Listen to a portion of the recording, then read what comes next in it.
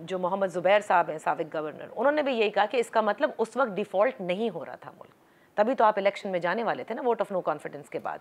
ये डिफ़ॉल्ट की कहानी बननी कहाँ से शुरू हुई? नहीं, डिफ़ॉल्ट के असरात थे। मैं जब ये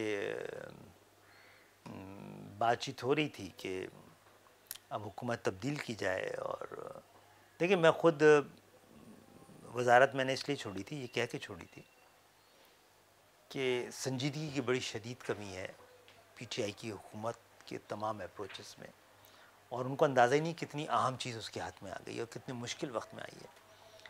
तो मैंने तो जब ये वाली बात शुरू हुई तो मैंने इनसे कहा था,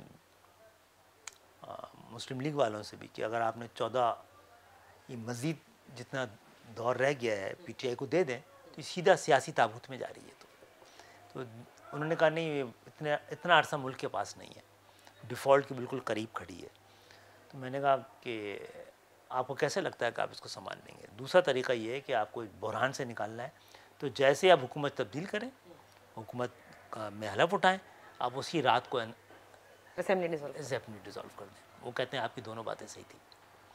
तो फिर शायद बहरान इतना शदीद नहीं होता। जब कोई किसी को पता होगा पाकिस्तान इतने बड़े बहरान में है, आलमी मंडी में तेल की कीमतें कम हो रही हैं और आप 8 रुपए 9 रुपए कम कर दें, ये तो पाकिस्तान के मईशत के सीने में खंजर घोंपने जैसा ही था। तो कौन चाहता था उस वक्त कि ये हुकूमत फिर कंटिन्यू होनी चाहिए? जब इस्तीफ़ा भी रेडी था शहबाज शरीफ साहब का, इलेक्शंस जो हैं, आपने भी यही मशवरा दिया, तो क्या जरदारी साहब नहीं चाहते थे या ख़ुद शहबाज शरीफ साहब नहीं चाहते थे?